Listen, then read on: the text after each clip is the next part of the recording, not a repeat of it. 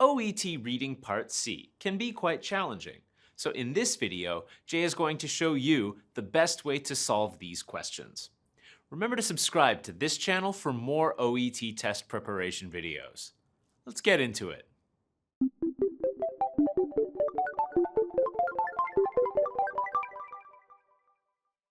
We're just going to do 3 questions together based on 3 paragraphs. But remember that on test day, you'll receive 2 different and unrelated texts, each with a word count of about 800 words, so about 7 or 8 paragraphs in each. Let's get straight into it. Let's look at the first question and the first paragraph, bearing in mind that the questions move sequentially through the text. So the answer to question 1 will always be located at the top of the text. This question asks, what point does the author make in the first paragraph? The best way to approach Part C is similar to Part B, wherein you should just read the question prompt, ignore the answer options, deeply read the relevant paragraph, and then only after you are confident that you have understood the paragraph should you then read the answer options. It's very easy to get flustered on test day. It can be an intense experience and you don't want to confuse yourself with the answer options, so ignore them. Remember, the whole point of this part of the test is for you to understand that paragraph, and you have plenty of time to read it deeply and carefully and to understand it fully. It'll be nuanced. You might have to reread some sentences. Then, after you're confident you understand the paragraph, and perhaps you have an idea in your own mind what the answer is, then you read the answer options to find the most similar answer. Let's do it. Remember to read the question prompt, then pause the video and read the text, and then read the answer options. Did you get it? The answer is C. This one was pretty straightforward. Really, it was a gist question asking you for the overall meaning of the paragraph. It wasn't asking you to understand a specific part of the paragraph, but the whole lot of it. I can't stress the importance of ignoring those answer options and doing pure reading of the paragraph. It makes it way easier. And did you notice what you did when you read the answer options? You eliminated the incorrect ones. You went, nope, it doesn't say that. Nope, it doesn't say that. Nope, it doesn't say that. And hopefully you said, yes, it did say that.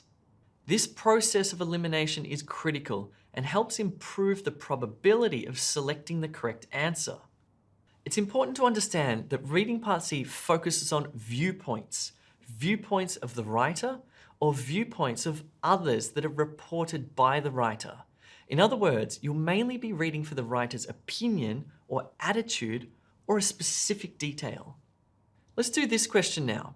Read the question prompt, ignore the answer options, read the paragraph, and then go to the answer options. Eliminate incorrect answer options, and then select the right one. Pause the video and away you go. Hey, I'm back. Hopefully you didn't find that question too difficult. Remember, at e2testprep.com, you can get even more practice questions, along with mock tests and live classes taught by expert teachers. It's the best place to go to prepare for the OET. All right, let's check the answer now. So what sparked Dr. Cohen's interest in teenagers with epilepsy, or what made Dr. Cohen interested in this topic? There's a lot mentioned, and all of those answer options are plausible misreadings of the text. The correct answer that relates to this part of the paragraph is B. You can see that hearing about their individual struggles and understanding the illness from a patient's perspective are synonymous. They say the same thing in different words. I said that all of the incorrect answer options will be plausible misreadings. This means that certain words or phrases in those incorrect answer options will be mentioned in the text, but the meaning is not right. Never just choose an answer option because you match words. You need to match meanings and answer the question, like we just did. Okay, this question is unique to reading Part C. It's a vocabulary in context question. You'll always get 2 of these questions in each set of 8 questions. They ask you to work out the meaning the writer was trying to convey from the word or phrase used. You can see the word or phrase made bold in the question, and the same word or phrase made bold in the paragraph. Sometimes these bold words will also be pronouns like this or these or who, referring to a particular meaning, so be mindful of those. So this one is asking you to understand the meaning of the phrase brought home to, brought home to. Read the paragraph and read the particular section of the text that contains this particular phrase very carefully. If you don't know the meaning of the phrase immediately, try to decipher it, what it could mean from the context of the paragraph. Here, you might want to use the answer options to help you. Let's do it. Remember to read the question prompt, then pause the video and read the text, and then read the answer options.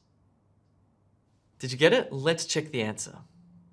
Here, the phrase brought home to refers to answer option D, and the answer relates to this part of the paragraph, and especially the meaning of the final sentence. This question is challenging because the meaning is inferential. That is, it's not explicitly stated. You have to make a connection between the phrase and that answer option. Okay, that's it for this video.